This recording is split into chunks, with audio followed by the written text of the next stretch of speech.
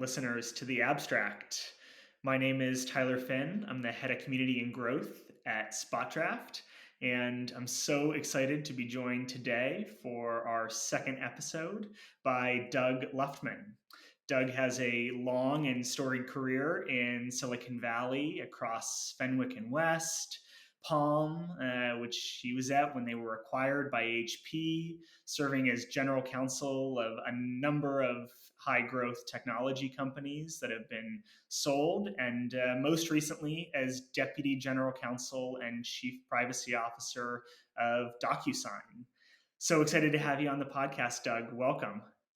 Hey, thanks, Tyler. Looking forward to our conversation, and thanks for having me here.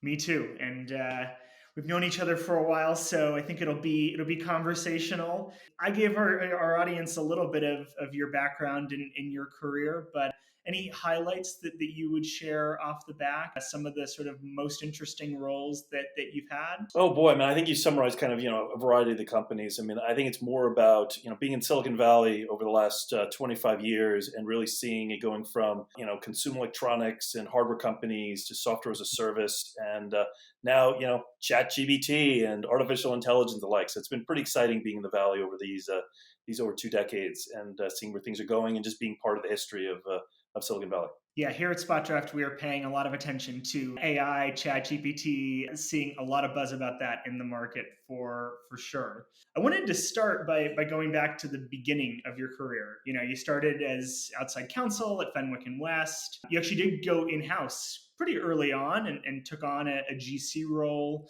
And then, throughout your career, you continue to pursue other legal executive positions at both private and public tech companies, specializing in tech.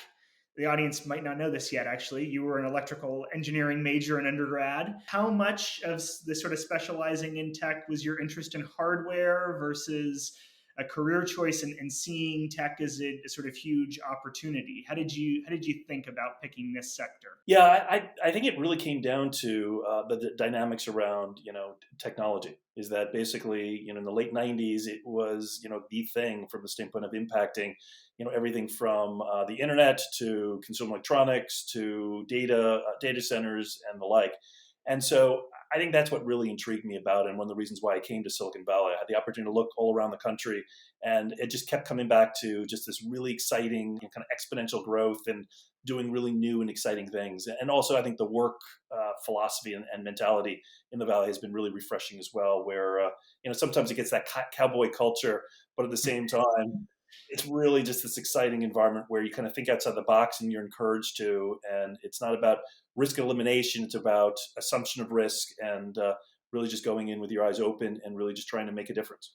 That's a great perspective to have, especially as the company's lawyer too, being willing to balance, both the risk side and the sort of opportunity side and innovation side. You've served as GC for a number of companies throughout your career. How did you position yourself for those sort of legal executive positions, I would say? Not always with the GC title, but legal executive positions. What do you think businesses are looking for? And I'm thinking about this for those folks who are out there who may be contemplating wanting to make a jump to a GC or executive role sometime in the next few years. Yeah, I think one has to be careful about it, all about the title. I mean, we hear about VP of Legal, which I suspect we may talk a little bit more about later, and General Counsel and the like. I think it's really more about looking at what you want as a career trajectory and saying, look, if I want to go from either a specialist to a generalist, being a generalist means you need to think bigger picture. You need to be able to connect the dots between different functional areas within a company, whether it's the product development, corporate, compliance, sales and marketing, government affairs and the like. And then also, I think it's also about building an executive presence, right? I mean, when you write an email that is 3 pages long, an exec is not going to want to read it. So you want to, think about the audience you're engaged with and also kind of really better understanding where everyone is kind of coming from. And then really developing that broad skill set.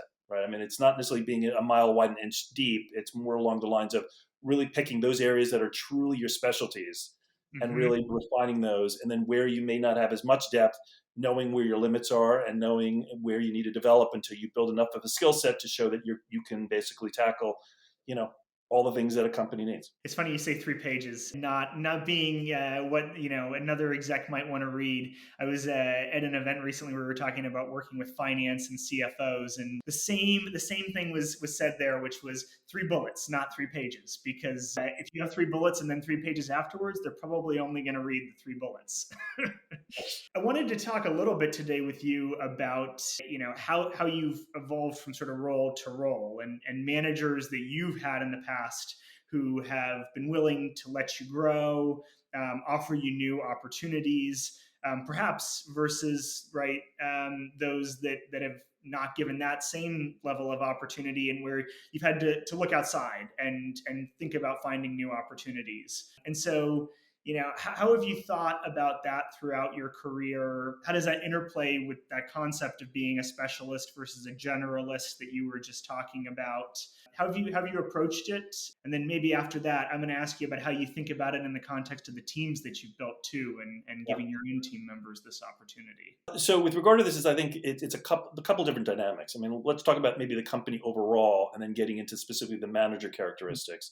From a Mm-hmm. company overall, I think what you're always looking for is a work culture and a company culture that basically encourages professional development, growth, and the like. And Mm-hmm. really, often I think people look at companies just from the standpoint of the name.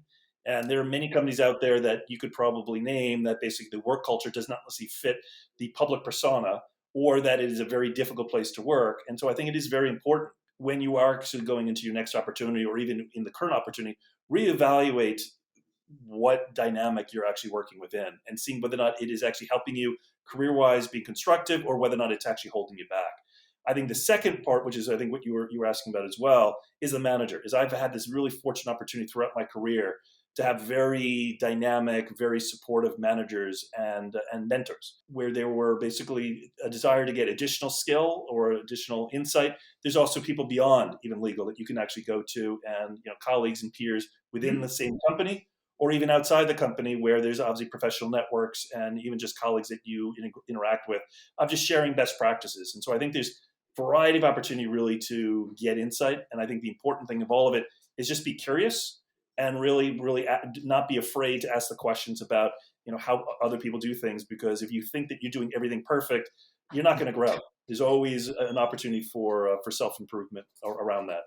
And then I think from the standpoint of staying somewhere versus leaving, or just where there's opportunity, also making sure the environment you're in, you're well respected, you respect others as well, and so it's a mutual kind of relationship, Mm-hmm. and then you just have a very collegial type of environment wherever possible. Yeah, I think that in the sort of current market conditions, folks are finding that having that great manager, someone who wants to provide them with opportunities for growth, just nice people to work with, is maybe weighted more heavily today than it might have been 2 years ago, right? People are willing to stay even if the salary isn't quite where they wanted or the title isn't, because they know that those are the things that maybe matter the most. And I think that's a great point, Ellen. I think this also goes to the second part of your question regarding how do I look at kind of managing myself. And I think it's one of these things that you want to manage people the way that you want to be managed as well, and really make sure that you extend that respect and empower them. And so I think one of the things, especially in the challenging environments that we see today, is being very, very transparent with your team.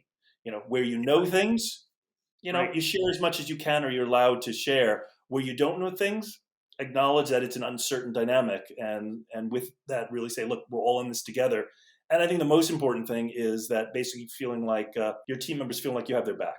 That if there is a problem, that you are there to support them, whether it is emotionally supporting them, professionally supporting them, really just being empathetic as it relates to what's going on in their lives that may be a struggle. And I do think that the pandemic was actually a very telling time, where people shared a lot more of what was going on, and you got an inside view into their world because everything was Sure. on Zoom. And so you were able to really kind of get a little bit closer to people, ironically, even though you were remote, because they were challenged with things of kids coming on calls and pets interrupting conversations.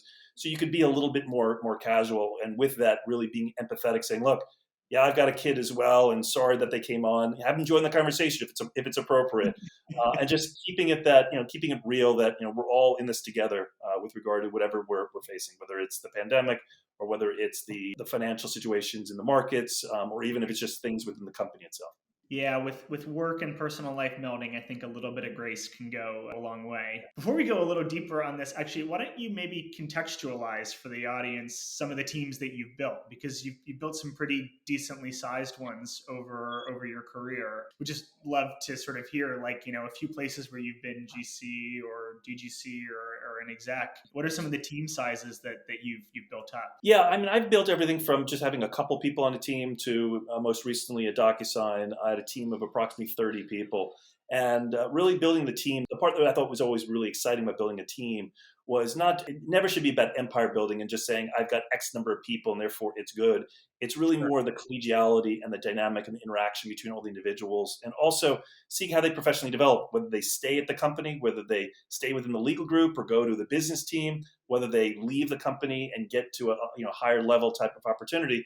I think it's just exciting to really work on building an organization where you are making a difference, helping them professionally grow, even potentially personally grow, and mentoring them wherever you can, and really trying to kind of you make it a great place to work. I want to talk more about that mentorship concept actually, and how you've thought about that in your own career. You thought of CEOs, or you've interacted with boards before, board members as mentors. Do you feel like you turn more to other GCs or other executives? How have you really sort of tried to cultivate those types of relationships throughout your career? Yeah, I think it's actually always important to try to get every angle that you can. Right? It is Hmm. getting insight and mentorship from managers, getting insight from even people who report to you, getting kind of horizontal Yeah. mentorship from people that are basically comparable either within the legal group or even with outside the legal group,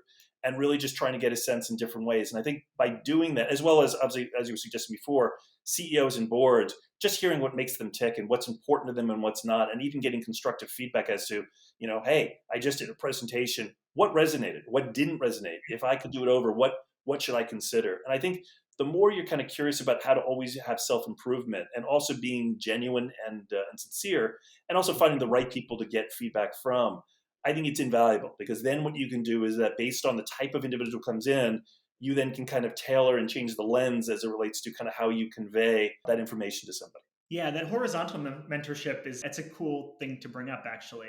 I'm thinking about this, and I've been at companies before where they've actually established sort of programmatically opportunities for that to happen, where you may be a relatively junior salesperson, but you get matched up with the chief people officer or with the head of comms. And one, I think there's a ton of signaling value to that, right? To have executives signing up for it. But to your point, it goes both ways, right? That junior sales leader may learn a lot from working with the CFO, and or having the chance to have coffee with the CFO every couple of months. The CFO probably learns a lot too about what people are really thinking, sort of boots on the ground within the business. Yes, totally agree. And I think it also grounds you, because if you're just talking to the people that you know what they're going to kind of share with you, Right. it maybe validates your presumption, but it doesn't necessarily give you more. And I always like it when I'm talking to someone that is maybe 1, 2 years out of college or law school, and Mhm. some of those questions they ask are really reaffirming of things that you probably have forgotten about from Yeah. early on in your career, and you're able to really share some insight as to, okay, over the next 5, 10, 15 years, here are the dots you may want to connect, or here are the things you may want to consider, and either learn from my successes or learn from my mistakes, and really just really help develop other people, because I think giving back is always enormously important. Yes. Thank you for being here today and doing a little bit of that. I want to express a little bit of an opinion and see how you react to it, which is that success is not becoming a general counsel or another executive. You need to think a little bit beyond the title and what,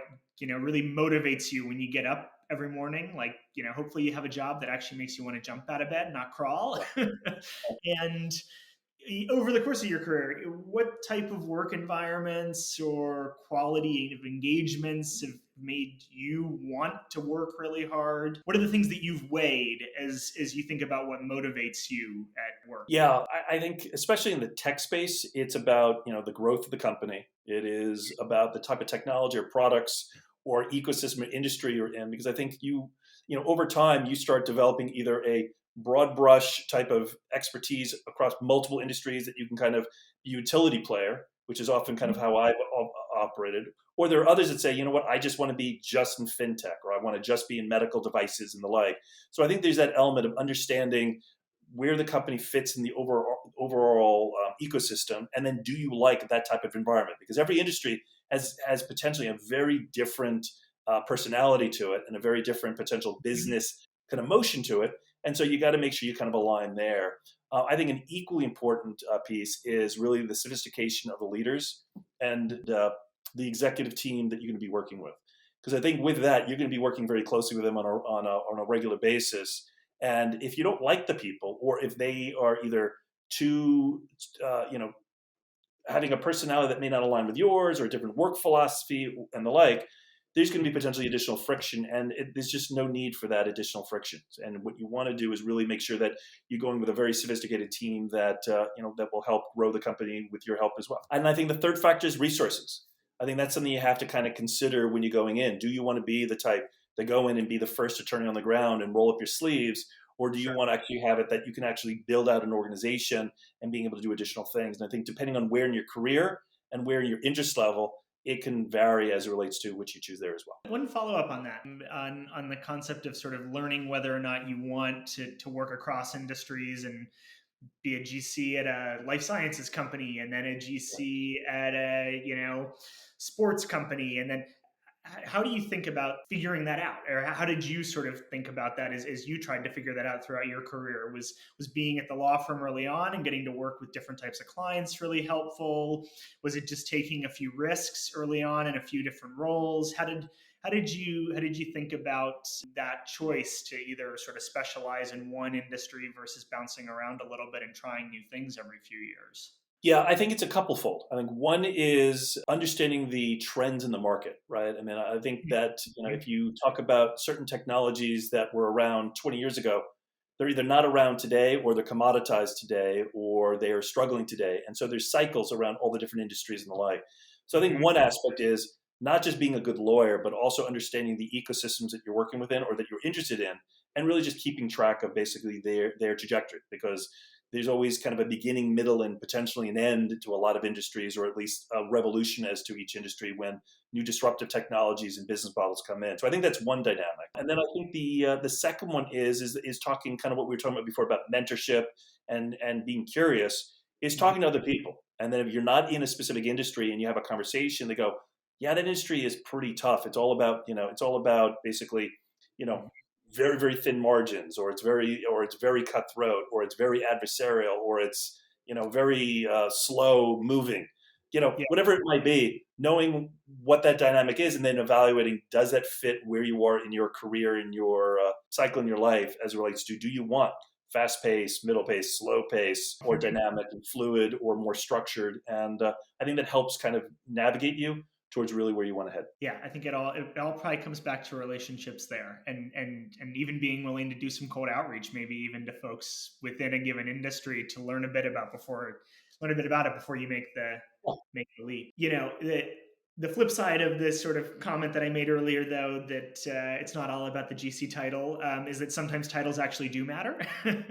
And you even previewed early on, right? Like GC versus VP of legal versus head of legal. We see a lot of these float around. Reporting structure, I think, too, right? Like CEO versus CFO. If you're thinking about taking on your first GC or VP or head of legal role, what are some of your thoughts around those titles? Is it title that matters? Is it reporting structure that matters? There are other responsibilities you should be looking for. Run with that a little bit, and don't be afraid to be a little polemic. Fair enough.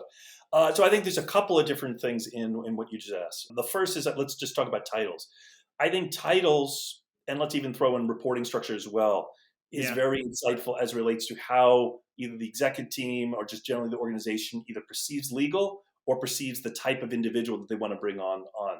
And again, I'm going to talk in much generalities, and I think then anyone that's looking into these opportunities should then evaluate whether or not the generality fits basically the reality. But just again, it's just intended to kind of be little buckets to fit it in. When you see something like head of legal or VP of legal, what that often suggests is that they're looking for someone a little less senior, and they're looking at it being maybe a little bit more on the side of operational.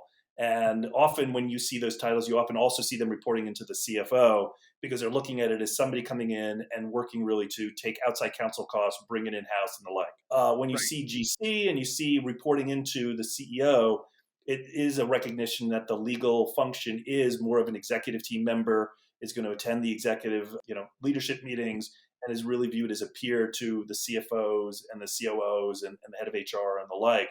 And so again, generalization, but I think that's part of the conversation that one needs to have.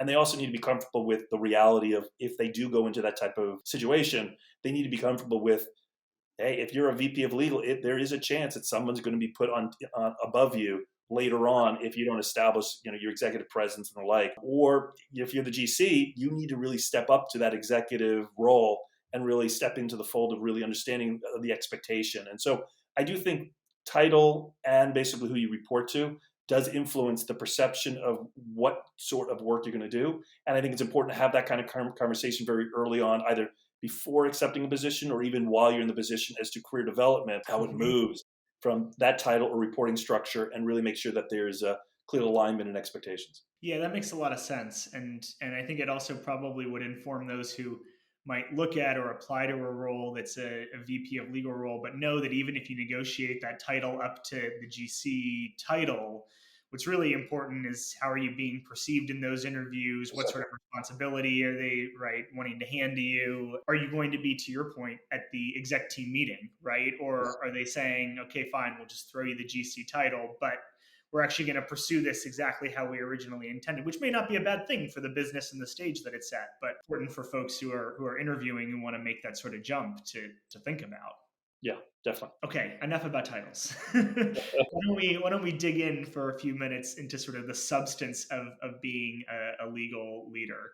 I think you've really thrived over the course of your career working with sales teams, go-to-market orgs, product teams as well, working on innovation issues. How have you built trust with those sorts of teams over the course of your career? Has it gotten easier over time? Has the perception of legal changed at all?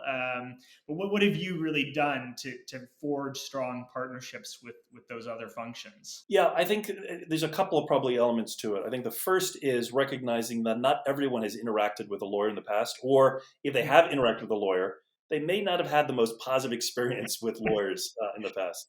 And because of that, I think one of the first things you really need to appreciate in engaging with people, whether it is senior executives, whether it's peers, or even whether it's even more junior individuals, both largely outside of legal, is making it clear as to what you bring to the table. Because I think in the end, having a lawyer on staff, presume the first question is, why do we have a lawyer? And in fact, the biggest compliment I think that someone on my team got at one point was, why do I have a lawyer at this meeting? Right.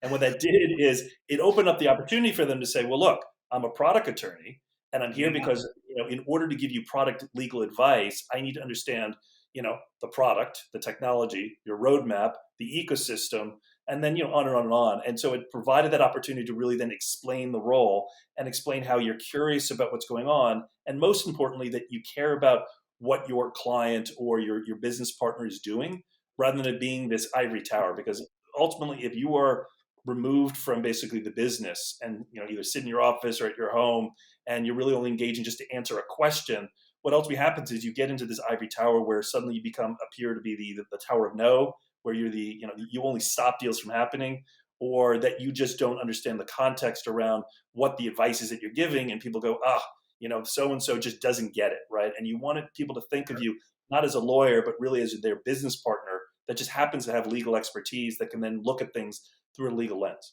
Absolutely.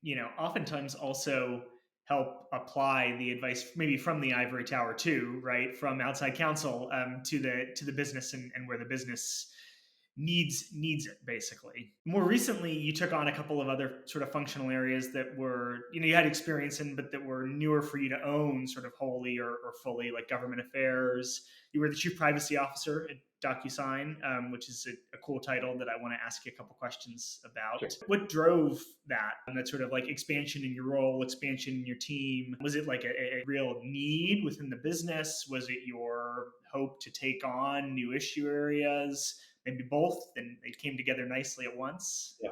How did you think about that? Yeah, and I think this is one of the reasons why I went to DocuSign to begin with, which was it was that opportunity really to kind of stretch into not necessarily new areas because I've done a lot of these areas before, but really start connecting all the dots together and really Hmm. build out an infrastructure for it. But at the same time, yeah, I think it was also need based. And so what I think ultimately happens, whatever company you go to, is you go in with this evaluation as to how can I make a difference, and Yeah. what are the needs within the company, and is the company receptive to those needs? So, for example, at DocuSign there was a huge need for government affairs during the pandemic.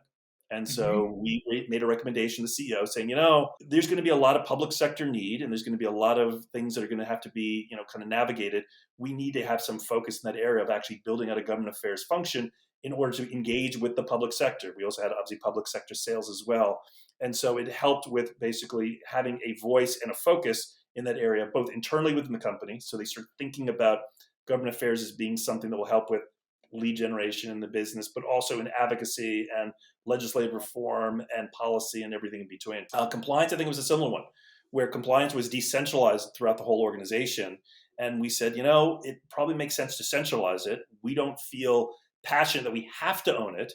But right now, it feels like legal might be the best place for a lot of the compliance function just because we think 5 steps ahead and we're already doing parts of it. And so let's have that conversation. And then, in a year and 2 years, if it makes sense to put compliance somewhere else, then let's have that conversation as well as to, finding a Right. different owner down the road. And I think similar with privacy, it was in a similar fashion where we were dealing with a lot of data issues and we were already offering up, part of the privacy kind of regulatory compliance piece. And we said, look, we really should be thinking about this holistically as data governance. And so we ultimately kind of double clicked on that and built out a team both from a strategy standpoint and an operational standpoint to tackle that as well. Yeah, I think so. We did another episode with Megan Niedermeyer and her legal ops lead Brenda Perez, in which we talked a lot about the limits, but also sort of like the limitlessness potentially of what the legal department could own. Just a little bit of a follow up for you there. Are there other places where you've sort of seen throughout your career that legal may identify the sort of issue, right? And say we need to build out either this function or this team or a new process or program, but where you've said, we don't think that actually legal is the place to own it, or legal will take it on for a shorter period of time, but then ultimately we really think it needs to be Yeah. handed off to another business owner. Yeah, have you dealt with that too? Well, yeah, definitely. I think that finance and legal are probably two of the major parts of the organization that often see horizontally and cross function across the whole organization. And I think Right. because of that, you see where things are working really well and where there's opportunities for further enhancements. And so I think this actually goes to some of the stuff we were talking about before about professional development as well, which Hmm. is I share a philosophy, which is if you see a problem, you don't just kind of look the other way, right? Even if it's not a legal problem, you say, it's not legal, therefore, hey, it's not my problem. What you try to do is you try to own it to a certain extent until you find an owner and Yeah. really kind of convey that to others. And so, over my career, I've seen areas where whether it's new product introduction, whether it's new geo introduction into new countries, whether Hmm. it is operational processes, where you go, it is far from truly a legal issue or a legal role to do it. But ultimately, in the end, for us to get to the legal advice, you need to have the business strategy. You need to have the decision making process to come up with that strategy. You need to have the process of implementing on that strategy. And so what you often see is that lawyers are kind of helping facilitate it. So where I see really, again, back to the leadership, back to professional growth, is I think there are opportunities for lawyers, throughout an organization when they see something that isn't working well, to actually step up to the occasion, especially as you want to be perceived more as an executive leader, and say, look, I'm going to help build an ad hoc, a cross-functional ad hoc kind of tiger team. Yeah. I am openly acknowledging that legal doesn't necessarily fully own it, but I want to help facilitate it. And let's have a conversation either on the call or back channel it as it relates to who really should own it.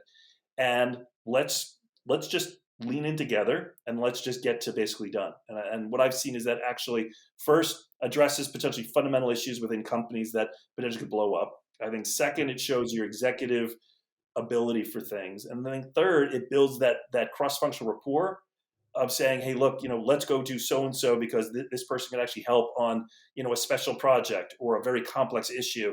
And it doesn't have to be about whether it's a business or a legal issue, because I think a lot of things, especially as you work in house, blend together. I think it's Hmm. about what are corporate problems or challenges in an organization, and let's lean in to kind of help. Builds a lot of credibility, I'm sure. Yeah, I am curious about one of those areas. And my background is quite a bit in privacy, and that role that you took on as chief privacy officer. How do you think about sort of the chief privacy officer role evolving? And then you did have a lot of deep experience throughout your career in IP, and I'm curious if you see any parallels in sort of the rise of privacy and where you see privacy headed. You're drawing on from sort of your experience working on IP issues as well. Yeah, I think it's twofold. I think first, privacy overall has been very heavily a compliance function, right? A very complex compliance function with regard to the evolving kind of regulatory landscape. And I think what that is actually evolving into, which is the second point, is it's more of a data governance question and a data strategy question. And so, to your point about my background being that, I had an electrical engineering degree, I started my career at Fenwick and West, where I was doing IP before getting to be more broad. Is that data is almost like that new piece of intellectual property that's out there, where data actually helps with stickiness of product differentiation, and data helps with developing new services. And again, back to kind of artificial intelligence. Yeah. Without data, you don't have artificial intelligence. And so, what I think is happening is data is becoming a very ubiquitous additional subject matter within companies, that by controlling and having an understanding as to where your data is coming from, what you're doing with it internally, and where you want it to go, you're actually able to really create a further differentiation for your company and your products. And because of that, that's one of the reasons why basically privacy was brought under my remit, is because privacy was one of these areas where it's kind of one part of that two-sided coin of data, with regard to ensuring that you want to make sure that not just you do the right thing with data, but also that you have a data strategy where you then work with the head of IT, trust and security, the product and the business, and also work with, the audit committee on the board level and the like, to ensure that basically there is a clear, kind of end-to-end data, data strategy for the company. And that was going all the way up to the board level for you, the governance committee. I am curious about that. The board was really concerned with not just sort of the compliance aspect, but also the data strategy piece too. Well, I think at a lot of different companies, it's starting to elevate up to that level, because it's about data breaches and the concern about data breaches. So that's around information security. It's about compliance, which is basically more of that kind of privacy kind of lens of things, of what are we doing with the data, and are we going to make sure that no regulatory authority is suddenly going to name you in a complaint or in an action and the like. And then I think it's also on the business end that if your company uses data a lot, or at least data is becoming increasingly important, what are you doing with the data, and have you greased the skids to be able to use data the way you want, which may bleed back into your commercial agreements, and whether or not you've got the adequate permissions, whether it is the messaging that goes out in marketing literature, whether it is the click wraps on sites and the like, whether it's the third-party vendors you bring in that you're using their data, and really holistically looking at it. And so I do think that the board, from the standpoint of that big picture, just knowing that somebody's helping connect the dots, and that it's clear who is the owner of each of these different pieces. And if there isn't one clear owner, legal helping facilitate connecting the dots and ensuring either there is an owner or legal taking on that responsibility.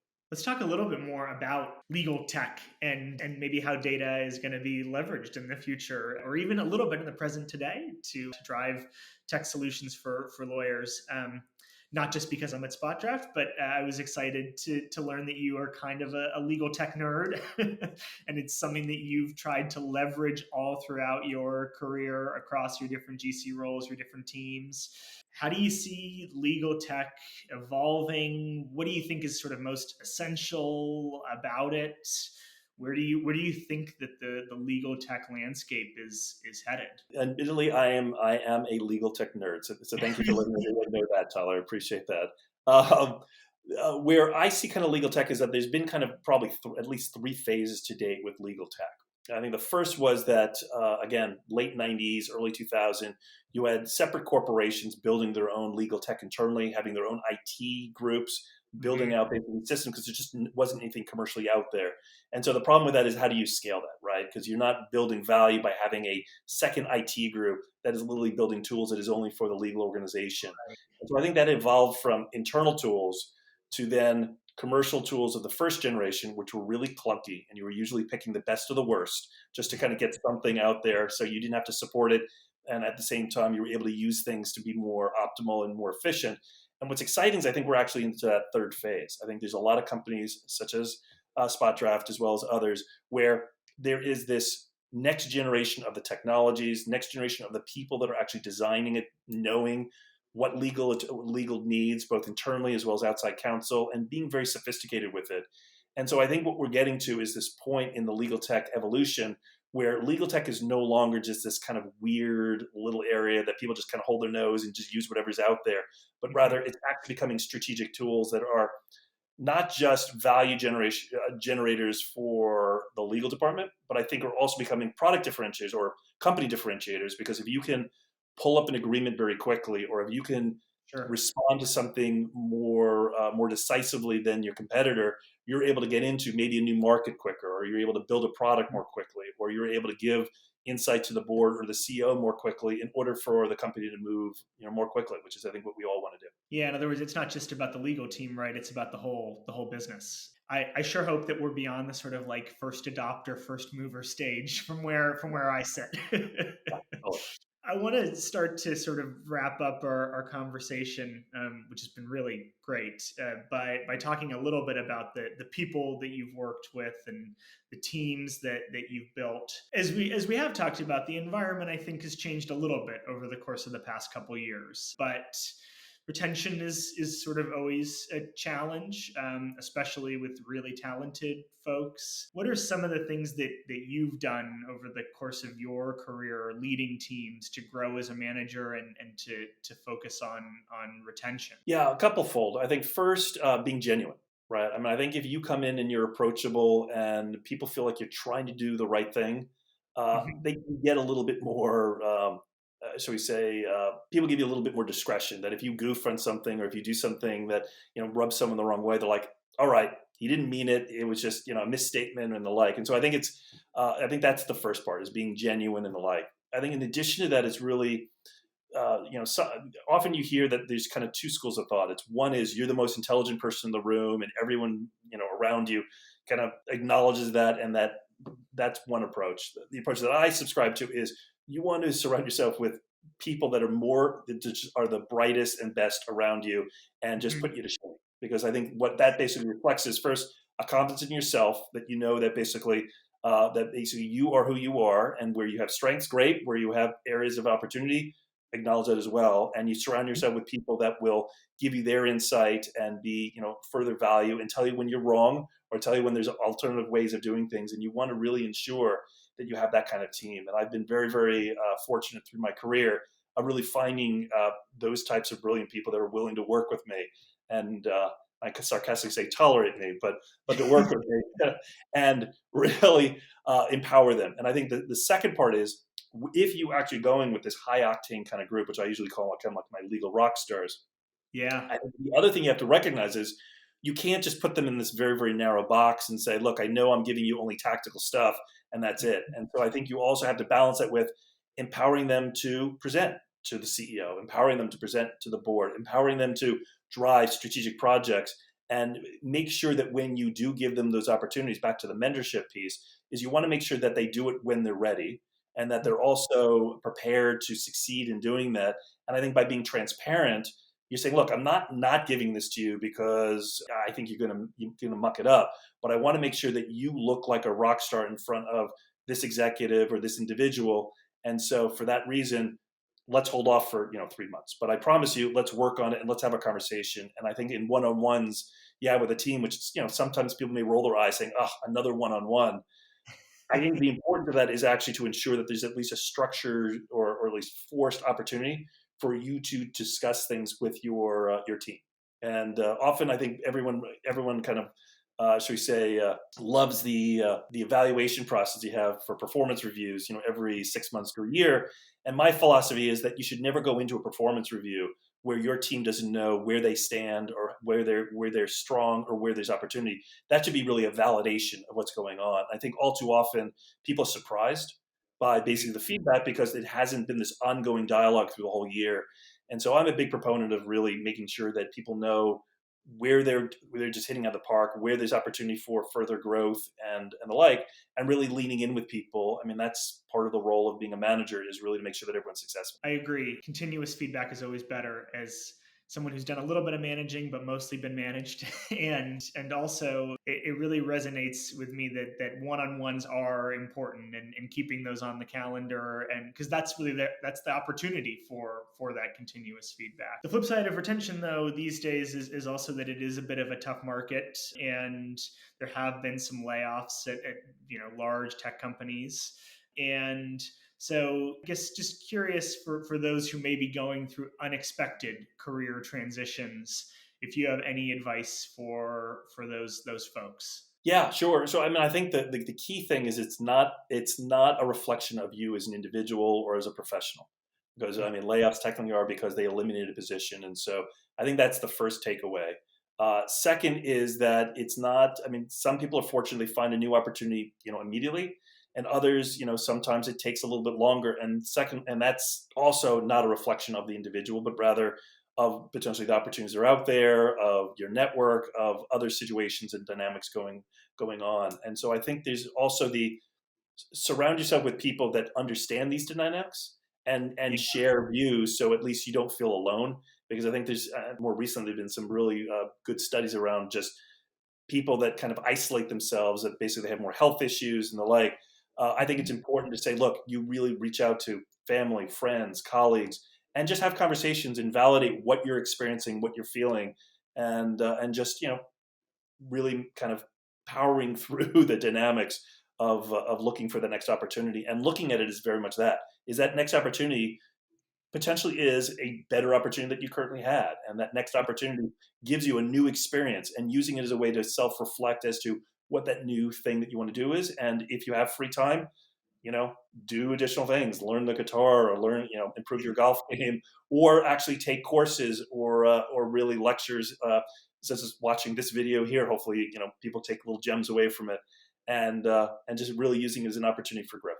I think that's great advice. As someone who went through a layoff last year, and now I'm lucky to be sitting here and interviewing you and having a sort of like great job and next adventure. The thing that I took away most from that experience was how supportive people were, and even the people who I didn't expect to reach out. That was almost even more rewarding to experience than the call from mom or a former boss. It was very cool to see how many people wanted to help. And the only thing I can say to that is, hopefully that all of us can also pay that forward too. One fun question before I let you go, because we can't end by talking about layoffs. We asked this of our first podcast guests, so I'll ask it again to you. I think it's kind of a fun question. What's the best swag you've ever gotten from a tech company? And also, only if you want to, what's the weirdest or the worst? Boy, the best swag I think was a golf club, which was actually pretty cool. Nice. I mean, it was one of these things where you put in your business card and you got chosen, but that was Yeah. actually pretty cool. Getting a nice kind of driver. And then I think the worst one, boy, where to start on the swag? I don't know. I mean, it's like those things that you wonder why give it out, and are people actually going to use it? So I mean, I'm sure it was one of those, anything with some sort of flashlight in it that you never know when it's used. And of course, we've had the power outages around here recently, so maybe it would come in handy. But generally, those things that have some sort of lighting element to it, I always was wondering why I need a lighting element in anything I do. I'm taking notes as the person at Spot Draft in charge of picking what our swag is at events around the country. I will not be asking the team to pull together little mini keychain flashlights with our logo on them. There you go. Thank you for that tip. Well, Doug, this has been so much fun. I really appreciate you hopping on and taking some time out of your day to speak with our community. You've got so much great advice to share from your career. Thank you so much for taking the time. Hey, Tyler, it's absolutely been a blast, and thank you for the opportunity. Again, I hope that people get a couple of nuggets out of this, and look forward to continuing the conversation with you and others. And again, it's just great to share ideas with other people, and thank you for facilitating this. Absolutely. And to our listeners, thank you so much for joining and listening to the abstract today. And we hope to see you next time.